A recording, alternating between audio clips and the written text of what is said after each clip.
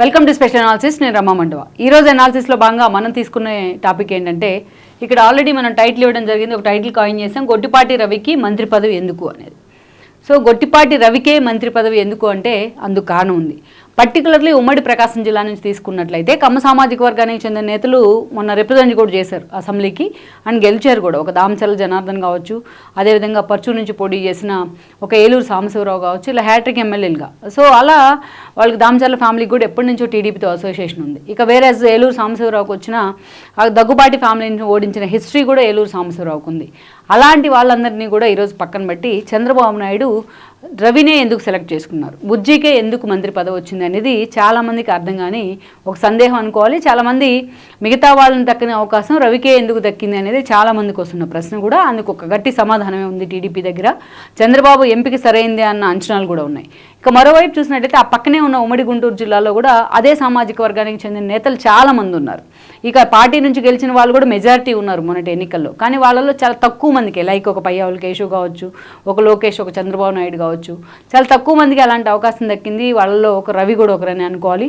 గుంటూరు నుంచి మనం చూసుకున్నా అక్కడ మాజీ మంత్రి పత్తిపాటి పుల్లారావు దగ్గర నుంచి ఒక సీనియర్ ఎమ్మెల్యేగా ఉన్న ధూళిపాల వరకు, ఒక వినుకొండ నుంచి టఫ్ ఫైట్లో గెలిచిన ఒక వినుకొండ ఆంజనేయులు మొదలుకొని, వైవి ఆంజనేయులు మొదలుకొని ఎరపతినేని శ్రీనివాస్ వరకు అనేక మంది కమ్మ సామాజిక వర్గానికి చెందిన ఎమ్మెల్యేలు ఉన్నారు. కానీ వాళ్ళు ఎవరికి దక్కని అవకాశం ఈరోజు గొట్టిపాటి రవికి దక్కింది అనుకోవాలి.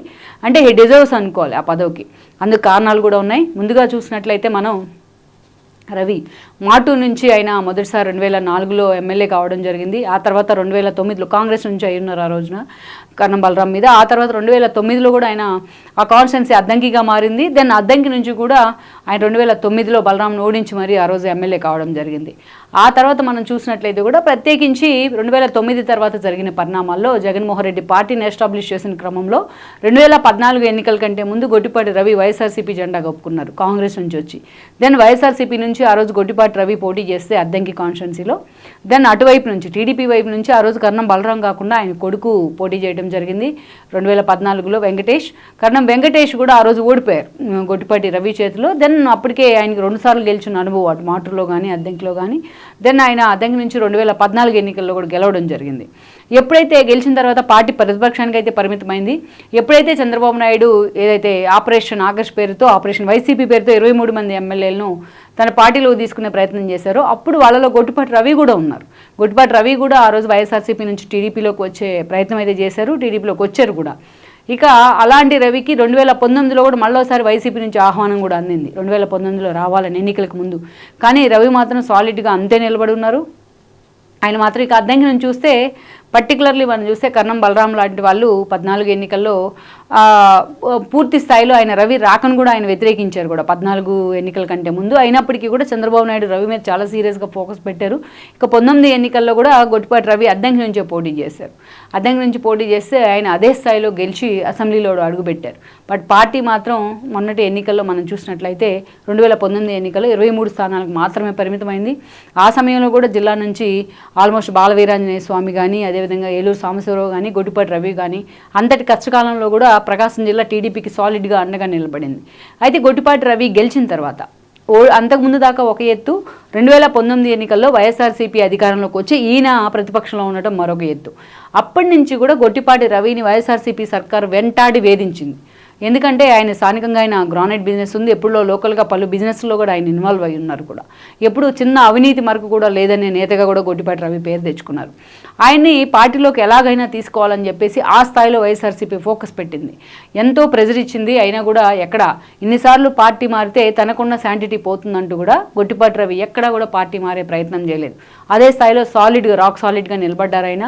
ఈ క్రమంలోనే దాదాపు 140 పైగా కేసుల్ని గొట్టిపాటి రవి మీద ఈ ప్రభుత్వం, ఏదైతే జగన్మోహన్ రెడ్డి ప్రభుత్వం వాటన్నిటిని కూడా ఆయన మీద పెట్టే ప్రయత్నం చేసింది. అనేక కేసులు, రాష్ట్రం మొత్తం ఒక ఎత్తు అయితే గొట్టిపాటి రవి ఒక్కడే ఒక ఎత్తు అన్నట్టుగా జగన్మోహన్ రెడ్డి ట్రీట్ చేశారు.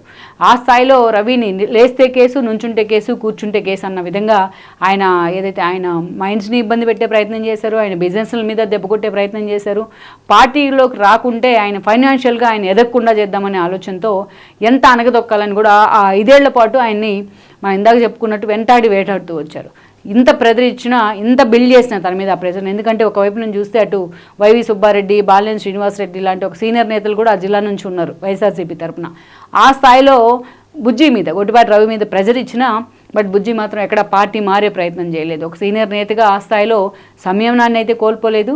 అలాగని ఎక్కడ వైఎస్ఆర్సీపీని టార్గెట్ చేస్తూ తన బ్యాలెన్స్ తప్పలేదు.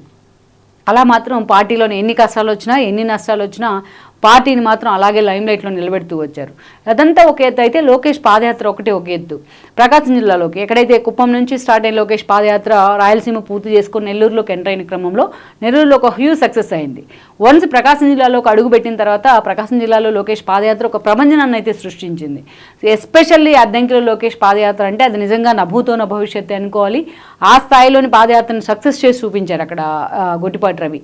అప్పుడే అందరూ అనుకున్నారు గొట్టిపాటి రవికి ఏదైతే మరోసారి ఆయన ఎమ్మెల్యే కావడం ఖాయం, అత్యధిక మెజారిటీతో అదే స్థాయిలో ఆయన మంత్రి కావడం ఖాయమని. సో దాన్ని ఆ అంచనాలను నిజం చేసే విధంగా ఈరోజు బుజ్జి తన పార్టీని, తన క్యాడర్ని కాపాడుకుంటూ వచ్చిన తీరే ఆయనకు విజయాన్ని దక్కించింది. ఈరోజు ఇప్పుడున్న పరిస్థితుల్లో అంత గట్టి పోరాటాన్ని, గట్టి ప్రెషర్ను తట్టుకుని ఈ రోజున వైఎస్ఆర్సీపీకి ఎదురొడ్డి నిలిచారు కాబట్టి అంత సాలిడ్ ఎమ్మెల్యేగా ఈరోజు నిలబడ్డారైనా. అందుకే ఆయనకు మంత్రి పదవి కూడా దక్కిన పరిస్థితి అయితే ఉంది. అందుకే ఇంతమంది రాష్ట్ర వ్యాప్తంగా కమ్మ సామాజిక వర్గం నుంచి చాలా సీనియర్లు కూడా ఉన్నారు. లైక్ మన దూలిపాల నరేంద్ర లాంటి వాళ్ళు జైలు పాలు కూడా అయ్యి ఉన్నారు. సో అలాంటి వాళ్ళందరినీ కాదని చంద్రబాబు నాయుడు వైపు బుజ్జి వైపు మొగ్గు చూపడం ఒకటి, స్థానిక కారణాలు ఒకటైతే బుజ్జి అంత ప్రెజర్ ఇచ్చినా ఆయన పార్టీని అంటిపెట్టుకునే ఉన్న విధానం ఒకటైతే, ఏదైతే ఉమ్మడి ప్రకాశం జిల్లా నుంచి కమ్మ సామాజిక వర్గ కోటాలో ఆయన ఎంపిక చేసిన విధానం మరొకటని అనుకోవాలి. అందుకే ఈరోజు ఆయన విద్యుత్ శాఖ మంత్రి అయ్యారు. సో ఓవరాల్గా అయితే బుజ్జికే మంత్రి పదవి ఎందుకు అని కొంతమందికి అనుమానాలు ఉన్నాయి. ఆ అనుమానాలకు ఉదాహరణగానే చంద్రబాబు నాయుడు బుజ్జిలో ఉన్న పోరాట పటిమని చూసే ఈ మంత్రి పదవి ఇచ్చారని మనం అనుకోవాలి. ఓవరాల్గా చూసినట్లయితే మరి ఇప్పుడు దాకా ఎమ్మెల్యేగానే ఏ పార్టీ ఏదైనా, అటు కాంగ్రెస్ అయినా, ఇటు వైఎస్ఆర్సీపీ అయినా, టీడీపీ అయినా, పార్టీ ఏదైనా అద్దంకిలో విజయాన్ని అన్నిసార్లు నమోదు చేస్తూ వచ్చిన బుజ్జికి తిరుగులేని విజయాన్ని అయితే అందించింది. మరోసారి అద్దంకి ప్రజలు అందించారు. అందుకని ఈ క్రమంలోనే పూర్తి స్థాయిలో ఆయనకి చంద్రబాబు కూడా న్యాయం చేశారని అనుకోవాలి. ఇంత ప్రెజర్ ఇచ్చినా, ఇంత బిల్డ్ చేసిన తన మీద ఆ ప్రెజర్. ఎందుకంటే ఒకవైపు నుంచి చూస్తే అటు వైవి సుబ్బారెడ్డి, బాలినేని శ్రీనివాసరెడ్డి లాంటి ఒక సీనియర్ నేతలు కూడా ఆ జిల్లా నుంచి ఉన్నారు వైఎస్ఆర్సీపీ తరఫున. ఆ స్థాయిలో బుజ్జి మీద, గొట్టిపాటి రవి మీద ప్రెజర్ ఇచ్చినా బట్ బుజ్జి మాత్రం ఎక్కడ పార్టీ మారే ప్రయత్నం చేయలేదు. ఒక సీనియర్ నేతగా ఆ స్థాయిలో సంయమనాన్ని అయితే కోల్పోలేదు. అలాగని ఎక్కడ వైఎస్ఆర్సీపీని టార్గెట్ చేస్తూ తన బ్యాలెన్స్ తప్పలేదు. అలా మాత్రం పార్టీలోని ఎన్ని కష్టాలు వచ్చినా ఎన్ని నష్టాలు వచ్చినా పార్టీని మాత్రం అలాగే లైమ్లైట్లో నిలబెడుతూ వచ్చారు. అదంతా ఒక ఎత్తు అయితే లోకేష్ పాదయాత్ర ఒకటే ఒక ఎత్తు.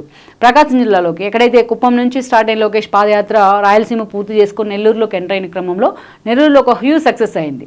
వన్స్ ప్రకాశం జిల్లాలోకి అడుగుపెట్టిన తర్వాత ప్రకాశం జిల్లాలో లోకేష్ పాదయాత్ర ఒక ప్రభంజనాన్ని అయితే సృష్టించింది. ఎస్పెషల్లీ అద్దంకిలో లోకేష్ పాదయాత్ర అంటే అది నిజంగా నభూతోన భవిష్యత్తు అనుకోవాలి. ఆ స్థాయిలోని పాదయాత్రను సక్సెస్ చేసి చూపించారు అక్కడ గొట్టిపాటి రవి. అప్పుడే అందరూ అనుకున్నారు గొట్టిపాటి రవికి ఏదైతే మరోసారి ఆయన ఎమ్మెల్యే కావడం ఖాయం, అత్యధిక మెజారిటీతో అదే స్థాయిలో ఆయన మంత్రి కావడం ఖాయమని. సో దాన్ని ఆ అంచనాలను నిజం చేసే విధంగా ఈరోజు బుజ్జి తన పార్టీని, తన క్యాడర్ని కాపాడుకుంటూ వచ్చిన తీరే ఆయనకు విజయాన్ని దక్కించింది. ఈరోజు ఇప్పుడున్న పరిస్థితుల్లో అంత గట్టి పోరాటాన్ని, గట్టి ప్రెషర్ను తట్టుకుని ఈ రోజున వైఎస్ఆర్సీపీకి ఎదురొడ్డి నిలిచారు కాబట్టి అంత సాలిడ్ ఎమ్మెల్యేగా ఈరోజు నిలబడ్డారైనా. అందుకే ఆయనకు మంత్రి పదవి కూడా దక్కిన పరిస్థితి అయితే ఉంది. అందుకే ఇంతమంది రాష్ట్ర వ్యాప్తంగా కమ్మ సామాజిక వర్గం నుంచి చాలా సీనియర్లు కూడా ఉన్నారు. లైక్ మన దూలిపాల నరేంద్ర లాంటి వాళ్ళు జైలు పాలు కూడా అయ్యి ఉన్నారు. సో అలాంటి వాళ్ళందరినీ కాదని చంద్రబాబు నాయుడు వైపు బుజ్జి వైపు మొగ్గు చూపడం ఒకటి, స్థానిక కారణాలు ఒకటైతే బుజ్జి అంత ప్రెజర్ ఇచ్చినా ఆయన పార్టీని అంటిపెట్టుకునే ఉన్న విధానం ఒకటైతే, ఏదైతే ఉమ్మడి ప్రకాశం జిల్లా నుంచి కమ్మ సామాజిక వర్గ కోటాలో ఆయన ఎంపిక చేసిన విధానం మరొకటని అనుకోవాలి. అందుకే ఈరోజు ఆయన విద్యుత్ శాఖ మంత్రి అయ్యారు. సో ఓవరాల్గా అయితే బుజ్జికే మంత్రి పదవి ఎందుకు అని కొంతమందికి అనుమానాలు ఉన్నాయి. ఆ అనుమానాలకు ఉదాహరణగానే చంద్రబాబు నాయుడు బుజ్జిలో ఉన్న పోరాట పటిమని చూసే ఈ మంత్రి పదవి ఇచ్చారని మనం అనుకోవాలి.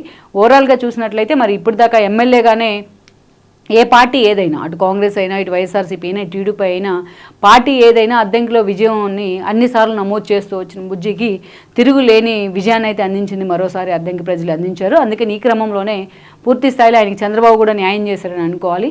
ఓవరాల్గా మరి ఇక ముందు మంత్రిగా బుజ్జి పెర్ఫార్మెన్స్ ఎలా ఉండబోతోంది, మరి టీడీపీలో తను నిజంగా ఇన్ని రోజులు వెంటాడిన నేతలపైన ఆయన రివెంజ్ తీర్చుకునే ప్రయత్నం చేస్తారా, లేకుంటే నిజంగా పాలన మీద ఫోకస్ పెట్టే ప్రయత్నం చేస్తారన్నది కూడా మనం చూడాల్సి ఉంది. ఈ వీడియో మీకు నచ్చినట్లయితే please share, like and subscribe R24 Telugu.